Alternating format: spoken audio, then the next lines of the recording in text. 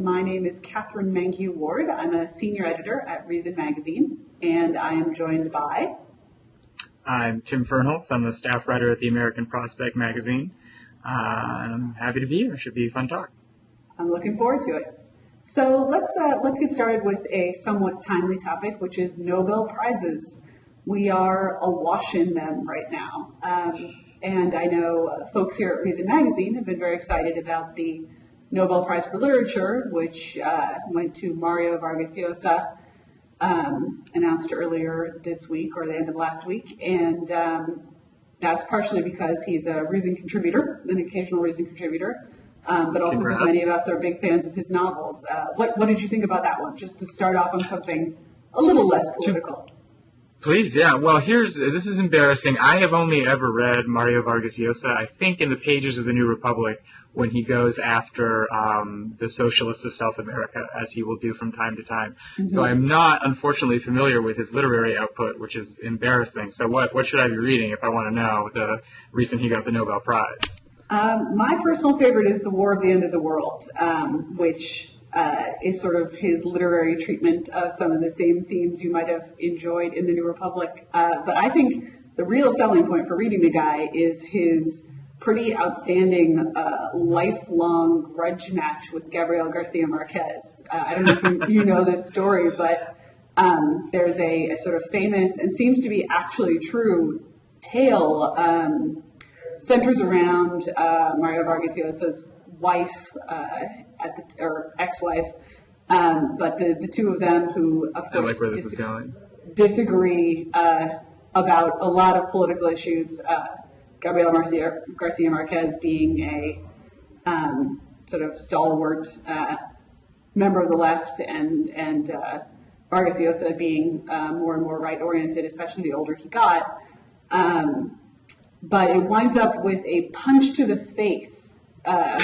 Vargas Llosa punching Garcia Marquez to the face, and then a stake being applied to the bruise in full-on Looney Tunes fashion. So I think most of us have read 100 Years of Solitude, and we owe the other side of that fist fight a look.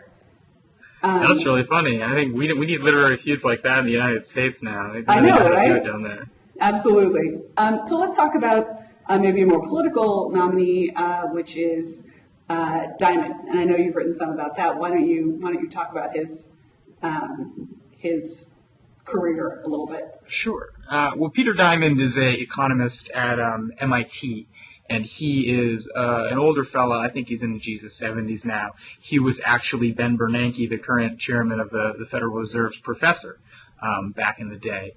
And Peter Diamond was nominated, last winter, early this spring maybe, several months ago, to be on the Fed board alongside Bernanke and a couple other folks.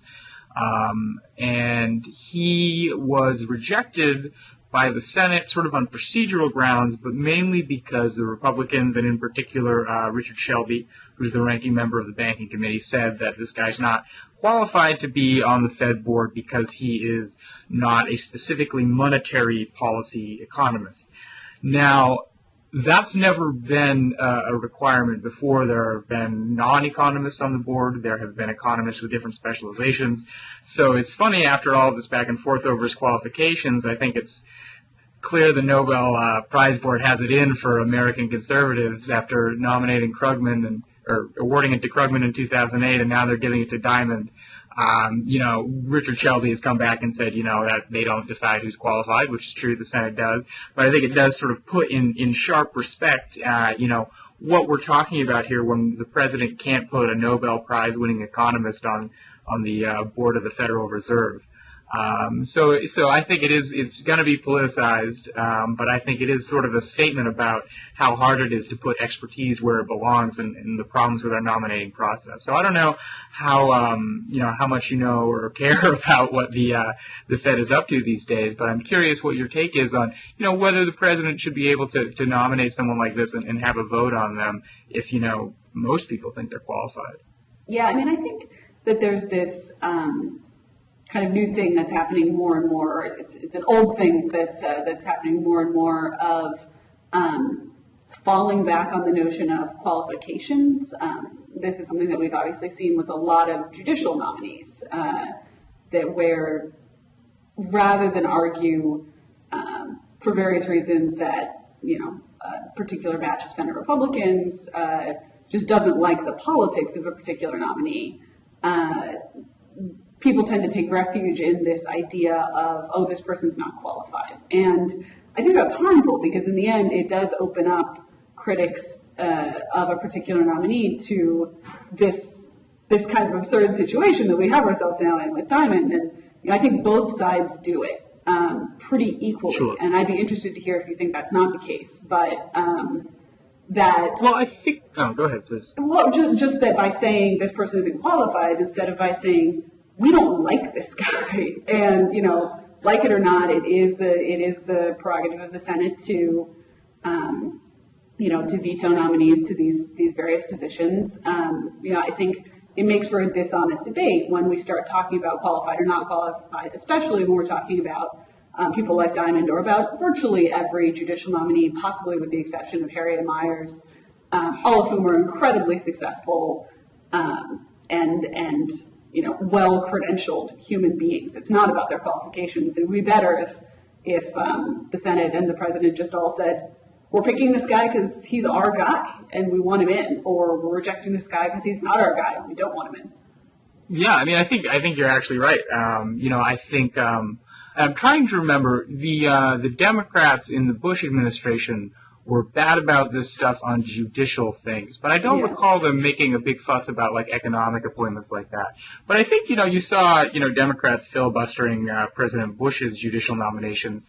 I with Harriet Miers they went after the credentials, but I think more they were a little more upfront about saying we're going after this person because they have ruled on abortion in ways we don't like, or they have done this. They're an extremist. But I think your point is well taken. Let me just interrupt you briefly and say, I think the accusation of extremism is often used in exactly the same way. That people on the left, mainstream Democrats, tend to turn to this sort of talking point that people who I often see as relatively principled, consistent conservative nominees are outside the mainstream or extremists, and I think it sort of falls into the same category of not useful accusation in these debates. Yeah, no, and I think the idea that people need to come out and say, look, the liberal president is going to nominate some liberal people and the conservative president is going to do the same. And I think the question is, how much right does the president have to do that? And I think they should have a lot more latitude. I'm one of those progressives who thinks the filibuster should be severely curtailed or done away with. I was not one of those people championing about filibuster reform in the Bush years, and I look forward to my future consistency on it, even as I perhaps regret that stance. But I think that we need to give the president more deference on who he appoints. Not necessarily on what he does, but who he appoints. And I think especially on positions that are sort of economic policy-making positions, but even on judges as well, it's people need to come out and say, look, we have ideological preferences. We're not going to agree. And the president has a right to have an up or down vote on this. And it's not even a question, to take it from nominations to specific, like, filibuster reform issues. It's not even a question of whether, the Senate can veto this nominee, which it certainly has the ability to do under the Constitution. It's whether Richard Shelby or a minority of senators can do it. And I think that's a real problem with the Senate. I don't know. Have you looked too much at the Senate procedural issues? I know folks on the right are sort of skeptical about the convenience of progressives making these arguments, but again, I think that it's going to be an enduring issue. Whatever happens the next time there's a conservative president, I think there'll be more agreement than we might anticipate that we still need reform in the Senate. I have to say, I love the phrase that you just deployed there. What was it? I look forward to my future consistency on this issue. Yeah. I don't think anyone would believe me when I say, I'm going to be consistent on this in the future, but I'm certainly going to try. No, I think that's fair enough. Of course, this is one way that being, I identify as a libertarian, and this is one place where it's always quite convenient because the pox on both your houses stance has a long and proud history amongst libertarians. But, I actually think there's something to be said for a kind of arms race on the Senate procedural shenanigans versus presidential procedural shenanigans. I mean, there's a basic setup, which we have this notion, economic appointments should basically be the business of the president, whereas judicial appointments merit more oversight for whatever reason. But what happens, in fact, is that, the more that the Senate makes these appointments hard, the more the president is going to turn to the tools that he has, which are things like recess appointments.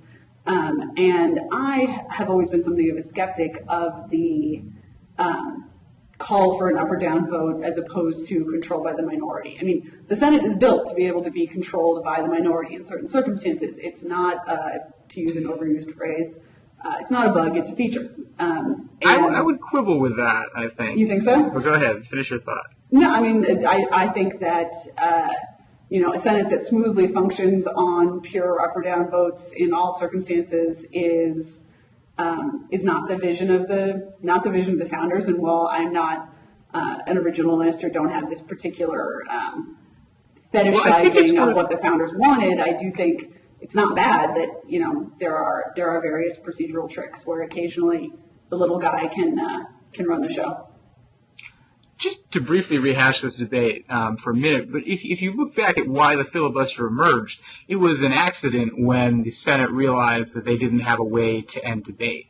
It's not something that the crafters of the Constitution envisioned. It was Aaron Burr's lame duck vice presidency when he was sharing the body on his way out of town. And, there's a big difference for a rule that's supposed to make sure that everyone is around for a debate, in an age when Congress met for, limited sessions and everyone came on a horse to see what was going on and making sure nobody sort of got the runaround to today when, most senators live in Washington and are here 5 times a day. And, we need to look at, I think, how we actually legislate, the practical realities of making law and say, well, maybe this rule is not the most helpful.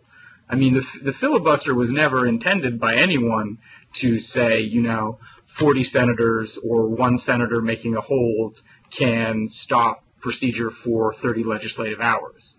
I mean, I don't think that was in anyone's original vision, and I think, saying that's what people intended is a bit disingenuous. And I think regardless of the past, we should be able to say right now we have a lot of things to do in this country, and we need to make our institutions work for us and not the other way around.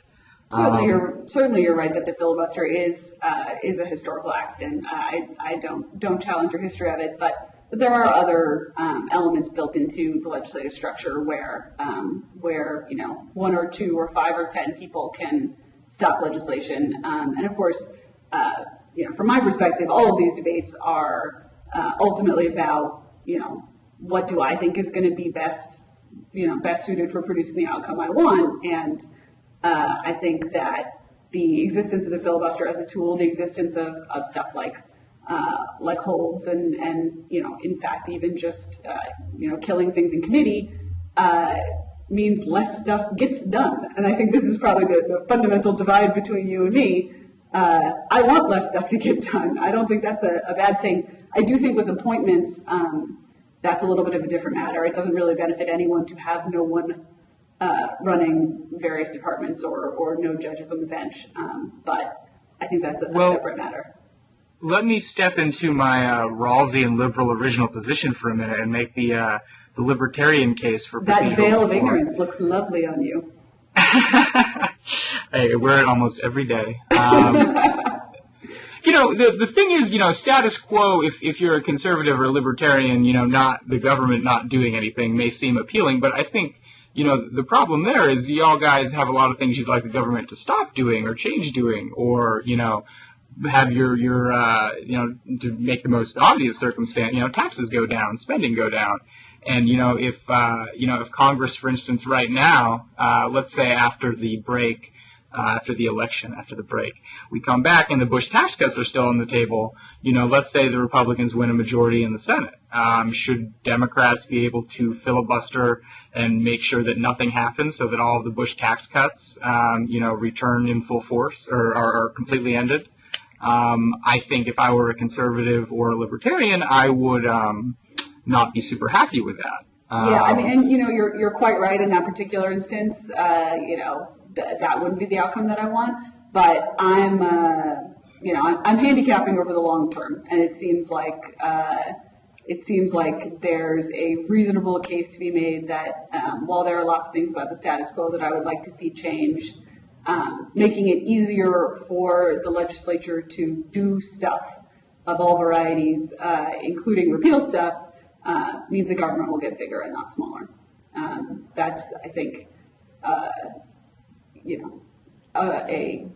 a not proven principle, but one that, at the very least, as a pessimistic libertarian, I am willing to operate on. But let's actually shift a little bit into sort of a natural segue. In fact, the legislature is currently out of town because they are campaigning. We are in election season.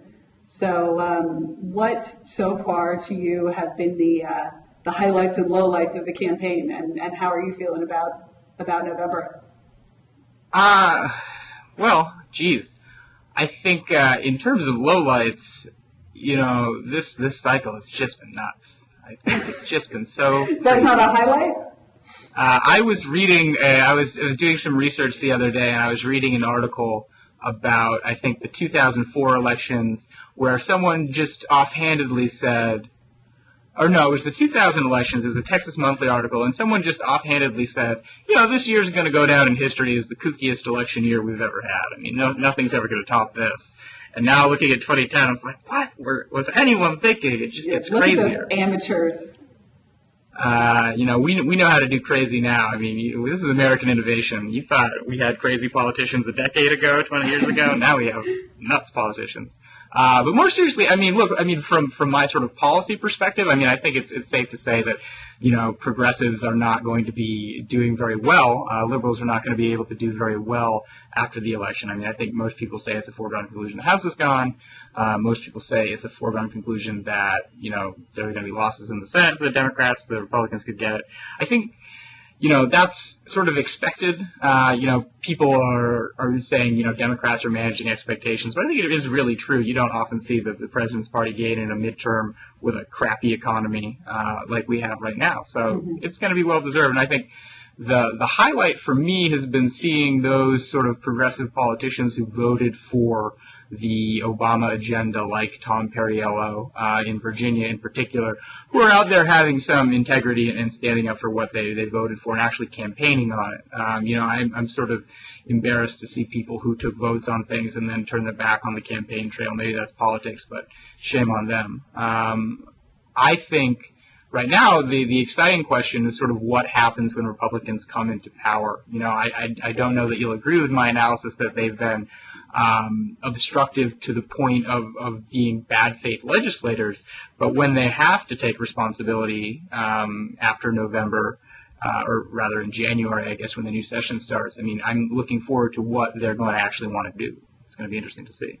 Yeah, while I actually have a bit of a pet peeve against the phrase bad faith, I think that there's one thing that you and I can definitely agree on, which is that Republicans are not principled defenders of small government. And Tea Party people aside, and a few campaigns really focused on cutting debt and deficit aside, Republicans have just over and over shown themselves to reliably come into power and immediately toss aside all of their small government rhetoric. So that's what I sort of expected and pessimistic about for the fall or for the winter is when Republicans do come into power. I don't see any particular reason to think that they are going to deliver on some of the talking points and some of the sound bites that have been the most effective for them on the campaign trail. And I always find that a little baffling, actually, that they would see. I guess it's not really that baffling. That's naive, but that they would go out on the campaign trail, that they would talk to people in these town hall meetings and on the stump, and that they would hear their constituents, their core voters, saying government is too big and all the other stuff that we hear at Tea Party protests, but also just in your basic kind of Republican, dining room meeting, and then come back to Washington and do what they've been doing all along, which I think unfortunately is the case. Of course, part of the reason for that is the astonishing rates of incumbent return in Washington. And I think when we talk about these very controversial races and these close races, it's easy to lose sight of the fact that even if there is a huge amount of turnover, even if there's an unprecedented amount of turnover, we still will be talking about something like, I think in the last 30 years, the Senate has never fallen below a 75% return rate for incumbents. So it's the same people. And of course it matters who's in power, but it's worthwhile keeping in mind that the cast of characters is not going to change fundamentally, even if the control of the House and Senate do. Yeah, I think that's absolutely right. And I think it's especially interesting in the year when people are going around saying it's an anti-incumbent year. That's sort of been the big narrative, and as you point out, it's not really going to be true. And I guess I would ask. One thing I did want to mention is I think you mentioned the Republicans coming back, listening to their constituents, and then going and sort of supporting big government anyways. And I think the dirty little secret there is that when Republicans talk to their constituents and say, we are going to cut the deficit at the same time as we keep these tax cuts, and, their constituents look back and say, we want a smaller government, keep your government hands off my Medicare, both parties know they're lying to each other. Opinion polls consistently show that even Republicans love entitlement programs, and votes consistently show that Republican politicians love to support them when they can get away with it. So, I think it's sort of a funny feedback loop. But I guess my question to you, more to your point, is how do we, freshen up politics a little bit and make it a little easier for people to get in there and oust these incumbents? Good liberal that I am, I would love to see some kind of campaign finance reform with public funding so that politicians aren't, judged mainly by how much money they can get from people, but by their ideas and their campaigns and things like that. But I'm curious, that does not strike me as a libertarian proposal, and I'm curious what you think is the best way to get the incumbents out and really throw them out. I think the go-to libertarian proposal on this is term limits. I'm actually pretty skeptical of that. While I do think there's a case to be made that deprofessionalizing the political class would have some benefits, I think it mostly would just result in an increase in power for the civil service and the lifetime staffers on Capitol Hill. So I actually don't particularly adhere to what I think is the kind of libertarian equivalent of campaign finance, in that both are, I think, a little overly optimistic and pie in the sky about what those kind of reforms would achieve. I think one thing we've seen with campaign finance that we've tried so far, and we have at the federal level, but also in particular states, tried out some pretty tough campaign finance laws at this point, and money flows around. Money will always flow around. There's a lot at stake, and I think even public financing of elections, which I'm skeptical would ever be actually politically viable, but even that can't keep money out entirely while still being constitutional. So I think one possibility is just to hope to encourage anti-incumbent sentiment in the populace.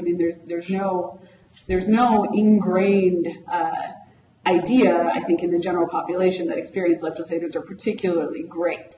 People like it when their senior senator brings them home a lot of pork, but for the average Joe voter, I think it would be possible, in theory, that there would be just a general public sentiment that once these guys have been in office for a while, we got to kick them out. But that's a huge cultural sea change, and also, I admit, quite vague and fluffy. But I think, at the very least, that's just an attempt to change people's minds through debate and conversation, rather than trying to legislate various kinds of influence out of politics, which is something I'm pretty skeptical about it working.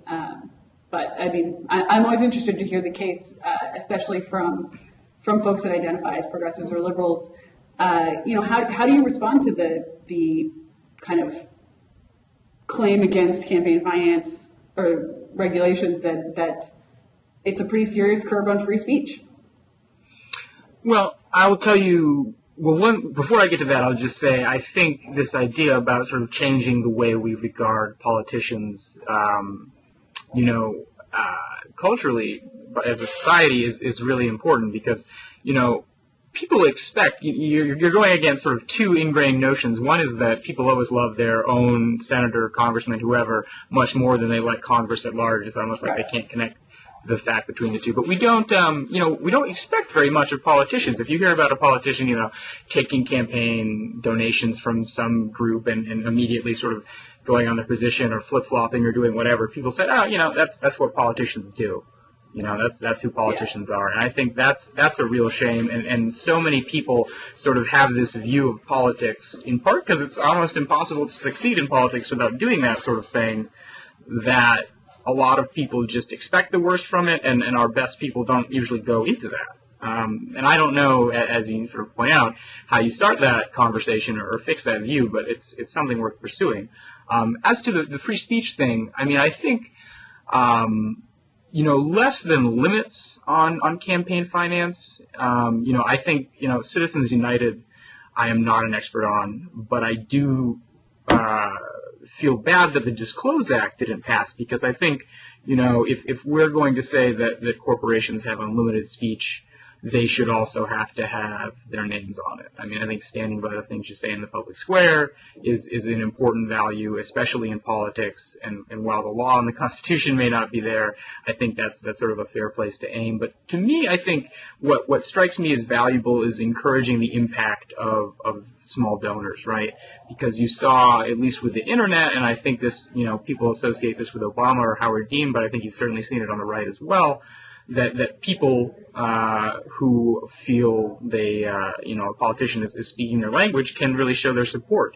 And in different polities, I think they do this in New York, they do this other places, there's a federal match, or not a federal match, there's a government match where if you donate $1 to a politician, the government will match you $4 or $5. And amplifying the voice of someone who can just give $5 or $10 or whatever over broader organized interests, I think would be valuable to democratizing the process. And so that's, I think, where I would start. And yet I wonder about that. Isn't that essentially government picking winners, or sort of government offering a microphone selectively? It certainly is true that the average... Well, all you would need to do is donate your dollar, and it would match. The government isn't picking the people who donate are, and they're just amplifying the voice. If there's, 20 libertarians out there who can give $5, that's the same as 20 people who think the liberals are right? But at the same time, no one is proposing that there be matching for, interest group money or labor money or corporate money. Well, I think that's because people sort of think that those groups are problematic, those concentrated interests. If you want to harken back to the founders, as we were sort of doing before, they said, it's these organized factions that are, problematic. And if we want to sort of highlight this ideal of sort of small d democracy where people hold their politicians accountable regardless of sort of these broader groups, I think that's the way to do it. Go ahead. Does that make sense? What you're saying makes sense. I think it's a pretty common argument. I think the notion that somehow, a group of teachers who pay union dues and then the union uses that money to influence the outcome of elections, and believe me, I'm no fan of teachers' unions, but I actually just don't think that is a kind of speech that deserves no subsidy in comparison to an individual teacher who gives $1 to a candidate, and that somehow deserves a double or a quadruple or a quintuple subsidy. I think that while there is this concern about that special interests are influencing our politics, special interests are still groups of people, and if for instance you are a member of a union, you might not always agree with what the kind of speech that the union is pursuing, but it is still kind of an individual who put $1 into a pot, and eventually some speech comes out the other end. So I guess I am perfectly willing to stake out the special interests or legitimate interests too, and can I put a wrinkle in that? Sorry. Go ahead, finish with that. No, that this notion that somehow speech that is accomplished by aggregates of human beings is less true or less part of the legitimate political discourse, I always find kind of surprising and confusing. That's true, but I think a union is a different case, because a union or like a political action committee is sort of designed to organize people's voices and do that sort of thing. I think with a corporation where you have people, it's getting its money because people buy its goods and or services, but they're not necessarily buying the goods or services of its, they're not necessarily buying its political views. I buy stuff from a lot of corporations whose views I don't agree with, but in effect I'm subsidizing their political voice if they have unlimited ability to participate in the political sphere. And I think that's a different story than when you sort of make a choice to participate in an advocacy group. Don't you think you could say the same thing about a union, though? I mean, if that's the story you want to tell, you could tell, for instance, the story of my membership in the New York Times Guild when I worked there. I paid my dues because I wanted to have my dental benefits and whatever else the union was doing, which was a lot, as part of the kind of employee support structure at the New York Times. I didn't particularly want my money to go to whatever political causes they might have been supporting, but it was a byproduct that I was willing to accept when I handed over my cash to the guild. So I think while it is sometimes true that people do get together explicitly for the purpose of speech, political speech, and that you and I could probably find more common ground on that, I don't really see a difference between someone handing over their dollar to buy a bag of Doritos and then Doritos lobbies for corn subsidies versus handing over my dollar to make sure I get my dental benefits and then the guild lobbies for whatever, newsprint subsidies. It seems like the same to me. I think you put an interesting wrinkle on it. I still think there may be a distinction where whatever, I would be curious to hear whether that guild thought, when it lobbies, when it does whatever political stuff it does, it's thinking presumably of the interests of its members. Now, its members may disagree about what those interests are. I imagine you did when you were a member. But for a corporation, it's not acting in the interest of its customers who give its money. It's acting in the interest of its investors or its management or whatever. I don't know. I think it's clear, though, that this is a complicated discussion, and there's no easy way to get rid of all of the incumbents in Washington, which is I quite agree. And although I would say whatever bit of my Dorito dollar that goes to making Doritos cheaper, while I'm not particularly happy at all about corn subsidies, could be argued to be in the customer's interest, because who doesn't want delicious, cheap, artificial cheese in their lives? I think we can all agree that is an absolute good. But let's three words on that would be food safety regulation. Well, we will leave the artificial cheese food safety debate for another time. But let's talk a little bit about something that you and I both covered and I think disagree on, which is regulation of personal finance and consumer finance products. This is something that is obviously a very hot issue right now, partially because it's been swept up in some broader financial reforms of stuff like mortgages and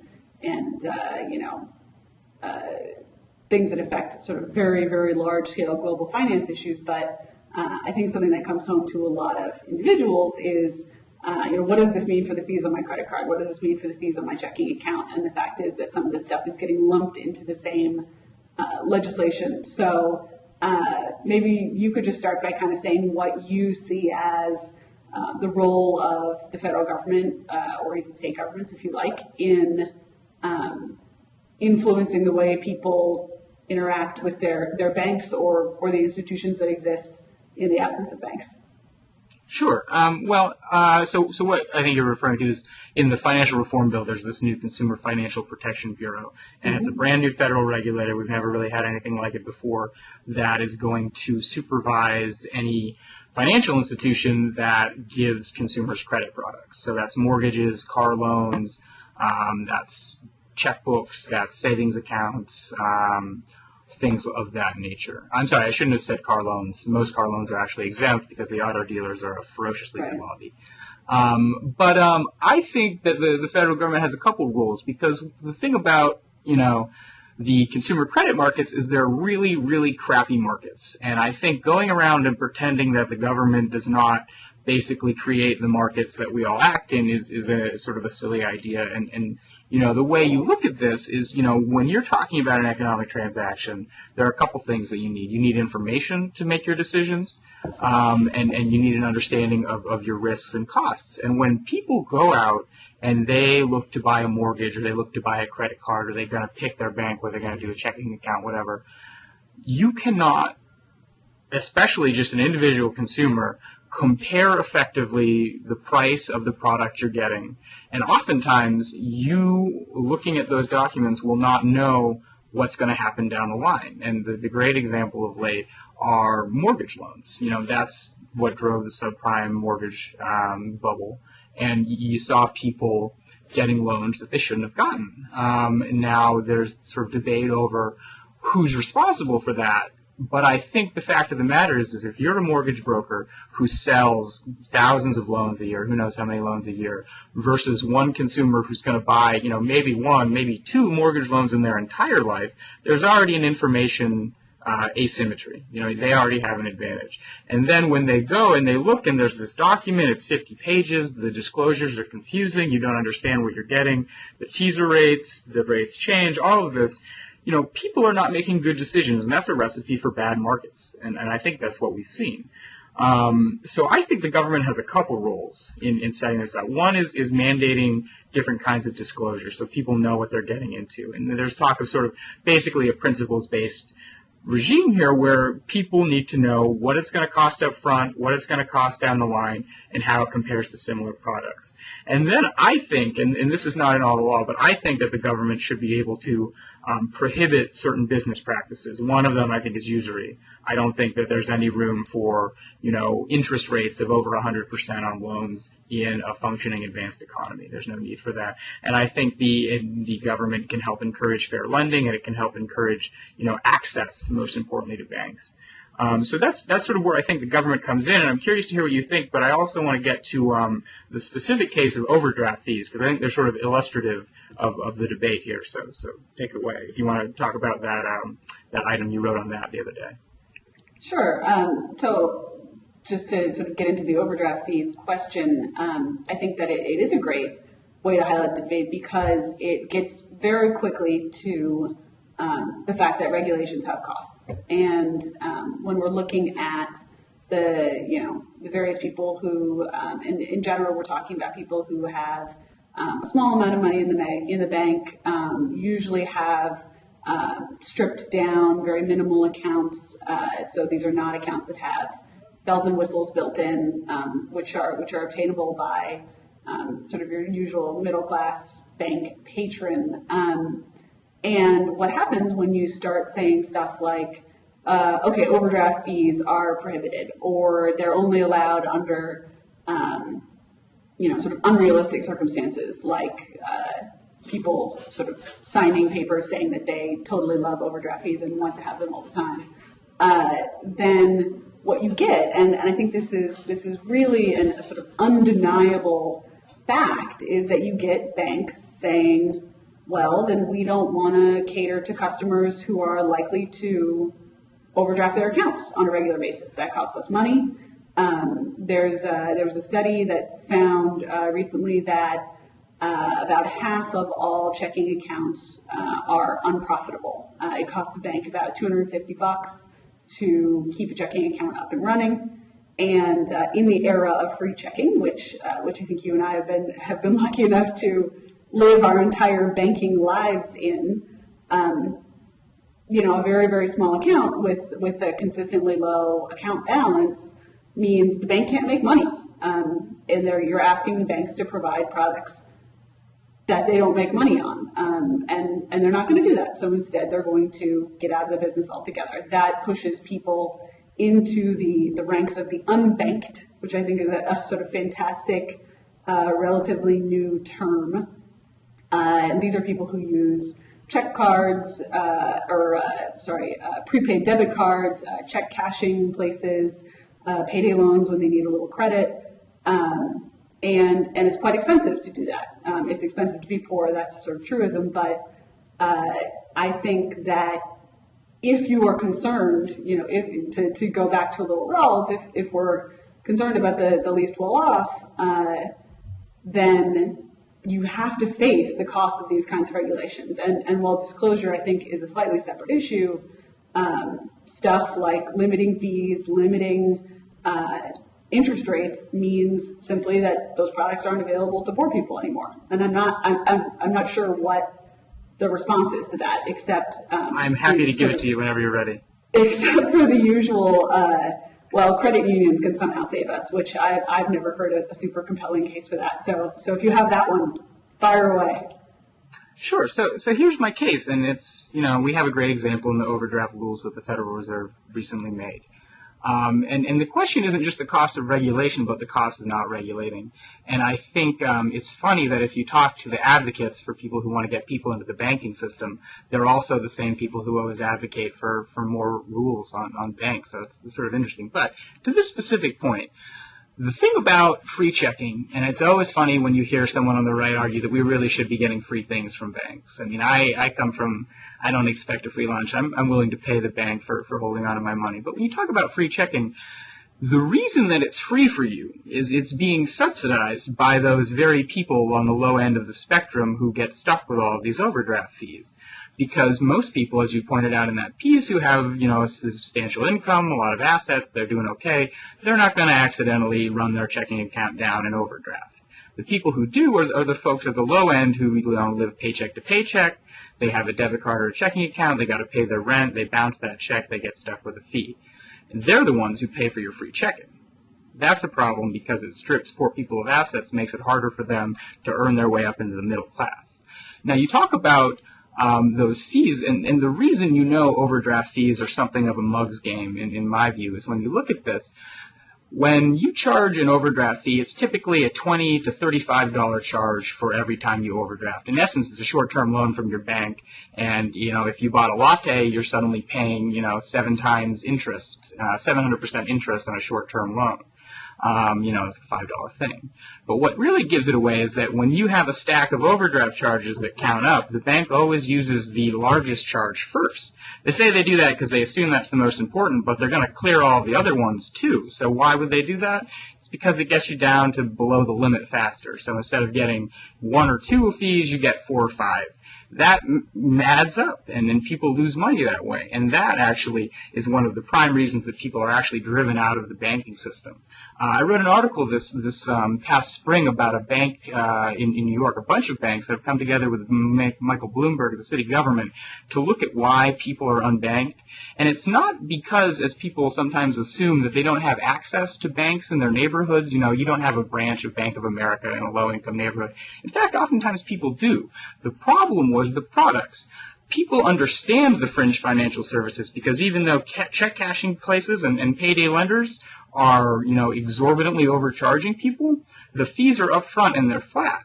But if a low-income person gets a free checking account and no one tells them that they have opted into overdraft fee, they get their bank statement back a month later and suddenly they're $100, $170 in the hole. They don't understand why. And that's what makes people go unbanked. There's great research of this. I'll put a link to it on the side, but the research goes into these different neighborhoods all over New York and finds it's a question of products, not availability. So then you say, what kind of products do people want, especially people who are unbanked in fringe financial services? They want products that are simple and they're easy to understand. So what the Federal Reserve did, and you have to go back actually to the FDIC in 2008, did a study of bank overdraft fees. And they found that banks make 75% of their fee income from overdraft fees. And that's a huge amount of a business model that's basically based on hoping people do something to incur a penalty, right? And so what the Federal Reserve said, it wasn't a very draconian rule at all. They just said, look, you need to give people an opportunity to opt into this. They have to know what they're getting before they get it. So when that happens, now people know up front what they're getting into.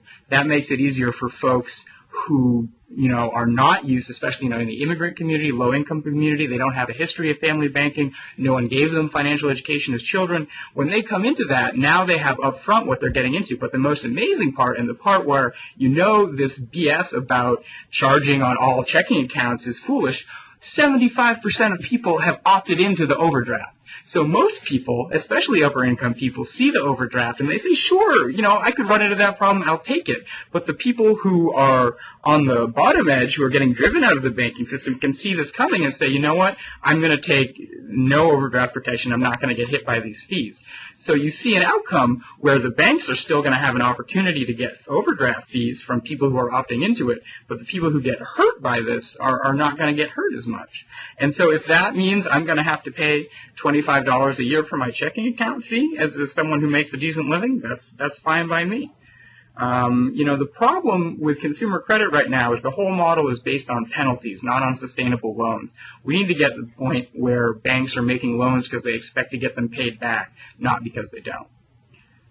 So just a couple of things. Obviously, the first and most important is the case that's being made about free checking isn't that there's some inalienable right to free checking. The case is that it's something that customers want that was supported by the existing model, and now interference in that model is taking it away. But in particular, I really want to emphasize that banks are not fees are not the only thing that banks do. The reason that I don't that I get free checking and other perks in my checking account, even though I never pay any fees, is because the bank can make money with my money. Because I leave it sitting in there for them to do stuff. Absolutely. And I think that this notion that you're sort of implying that somehow poor people are paying fees and that my cushy middle class free checking account is on the backs of the poor people's bounce check fees is. But doesn't that undermine your argument too? If you're going to make that, then why should the bank take away your free checking if they're making so much money on holding onto your deposits? They're not going to take away my free checking. They're going to take away the poor guy's free checking. I mean, I think this is exactly the point that I'm trying to make. That while people who are in the upper rungs of the bank's customers will be able to continue business as usual, by some mechanism that the banks will find, and in fact, there's nothing that says that free checking is illegal now. No, not at all. And there's nothing that even caps the fees. All you have to do is tell people. Absolutely, all you have to do is tell them. But I think the fact that if banks are... Go ahead. What is undeniably going to happen is that poor people, these same people who can't pay their bounce check fee right now, are just going to be charged for the privilege of keeping an account. And as you say, for better or for worse, financial literacy is, in fact, for worse, financial literacy is not as good as it could be in this country. So people are going to see this upfront fee and say, it's not worth it, I'm out of here. That's not what practice or studies suggest. Especially when you think about it, the average fee for a checking account is less than that of one overdraft charge. So if you pay a fee and have your checking for a year, you're going to do better than if you overdraft once or twice in the whole year. And a lot of these folks on the lower end of the spectrum are overdrafting a lot more than that. And in fact, many of them, after an initial experience with overdraft fees, leave the system altogether. And the point of all this research is that the upfront understanding of the fee is much more conducive to getting people into the banking system than not disclosing it and then having people get piled on. And I think it really the fact that the bank's business model depended, apparently to the point where they have to cancel free checking accounts, depended on not telling customers what they were buying. Think about that for a minute. The bank was not telling customers what they were buying, and now that they have to tell their customers what they're selling, they say they can't sell it anymore. Now, to me, that seems pretty fishy, and that seems like a situation where government intervention is a good idea. I just think that's a story that you can tell about the situation, but it ignores some really crucial elements that while these fees were absolutely central to making checking accounts for people who keep low balances possible, that at the same time instituting a annual fee or some kind of regular fee for having a checking account, or to talk about another product that's in this category, capping rates on stuff like payday loans or prepaid debit cards. That, for your studies, I'll match them with some of my studies, which are in states where the rates on those kinds of loans are capped. You see a spike in utility shutoffs, you see a spike in bankruptcy filings, you see a spike in the other kinds of terrible stuff that happens when you're living paycheck to paycheck and you can't get credit. And I think the same thing, can be said about these banking fees, where the upfront fee will drive a certain percentage of people out of the system. And once you do that, you're of course right that a couple of overdraft fees are more than this one upfront fee, but that's not how people think. And we know that probably, because of the huge Bank of number America of people charges a $35 fee outside the system already. Yeah, I mean, I just, I think it's overcomplicating it a little bit here. I mean, on setting aside, on the payday lending stuff, I'd be curious to see the research about the caps, but it sounds more like a correlation. I don't know. I would be curious to see how they track down the causation between those two things. But I think just compare side by side states with differing laws. I mean, it's a pretty typical way of doing that. I'll throw the link in the sidebar. Yeah, please do. But I mean, the idea basically that it would be. I mean, I guess I sort of think the idea that this is an unwieldy government intervention, simply asking banks to tell their customers what they're doing. If that means it's going to create a radical shift in that bank's business model, I think that shows that the bank wasn't playing it straight before. And I think on the question of access, again, if you look at an economic analysis of how it helps build assets, or if you look at an analysis of who's in the banking system now and who's not, it's hard for me to see this as an access denier. And it's the sort of thing where banks generally, when you ask them to do things like make disclosures on mortgage forms, or the famous one is the Schumer box. On your credit card, when you get a credit card, there's a box and it's going to have your APR in it, it's going to have some other relevant information, and there's still going to be another 10, 12, 15 pages of legal gobbledygook where at the end they say we can change these fees at any time, regardless of what we do. But in that Schumer box, when that came out, the bank said, we're never going to be able to give people credit after this. No one's going to get credit cards. And it turned out that was wrong. I mean, I think basically banks, like any other profit-seeking enterprise, are going to go up to the limit as far as they can, making money any way they can. And if that involves being dishonest but not breaking the law, then they'll do it. And I think the government has to step in and nudge them over towards honesty. And I think that's what's going to make a better market for people to buy these things. And what I'd say is just that this creates it's a game of whack-a-mole, right? One example of this is the existence of the payday loan industry at all. It used to be that when people needed a small dollar loan, they could do it at their local bank. But as banks became more regulated and as they moved into other kinds of products, it ceased to be profitable for banks to offer these very, very small loans. It costs a bank a couple $100s to originate a small loan, and if you can only make 15 or 20 bucks off of it, it's just not worth it for them. What happened then, of course, is payday lenders pop up. I mean, it's a very new industry, and they offer to fill this gap, and then regulators say, oh, no, we don't like the way the payday lenders behave, and they sort of whack those guys down, and somebody else is going to pop up in their place. But, I think that a lot of people prefer a world where the big banks might have been able to make small loans, and yet they don't see this as a cost of regulation, as a cost of well, I would question whether it is. I mean, expensive. If you're a big bank, I would question the argument that it's regulation that stops them from offering those loans. And in fact, many banks still do. You dinged credit unions earlier, but credit unions and also small banks still do offer short-term loans that turn people over. But the problem is that they don't have, because they're not charging these huge rates of interest, which is why they're better, have the ability to market or be in the neighborhoods and offer the kind of products that people want to understand. I think the fact that we're admitting here is that payday lenders just drive people into penury and strip away their assets and impoverish them. is worth noting, because payday lending is not a solution to this problem, and I'm not sure that it's a problem that was caused by regulation.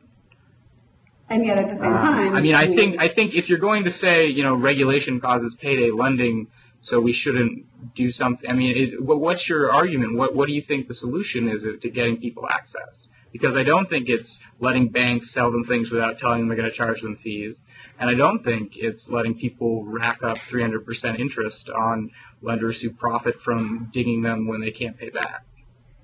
My argument is simply that we have lots of mechanisms for dealing with outright fraud already, and that I think a lot of the bad mortgages that were sold that led, at least in part, to the national financial meltdown, I think could have reasonably been prosecuted as cases of fraud. But sort of alternate history there aside, I think there is a big distinction between companies that are taught lessons through the courts about what is and isn't misleading. You can't mislead your customers. That's there's lots of ways to deal with that.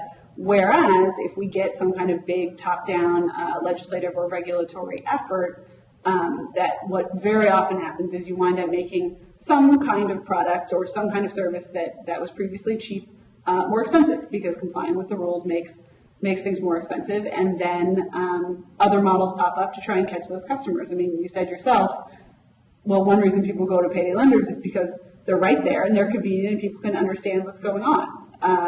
That doesn't, to me, sound on its face like a bad thing, that someone is out there offering people a product that's right there and convenient and simple to understand. Now, but it also impoverishes them. It's predatory lending. You're right that people do get caught in cycles of lending. Of course, people like you and me get caught in mortgages that they can't afford all the time too. And you might argue that governments get caught in the same cycle, but for lots of people, it's actually a useful financial tool. Unfortunately, I'm going to seize the last word there because we are out of time. But this has been a great and lively conversation, and I hope we can talk again soon. Me too. It's been a pleasure, Katherine. Thanks.